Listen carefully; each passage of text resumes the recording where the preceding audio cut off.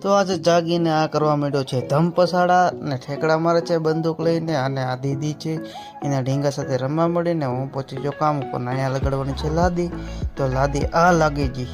અમારે શીશરીમાંનો ઈ છોકરો છે કે કોણ છે?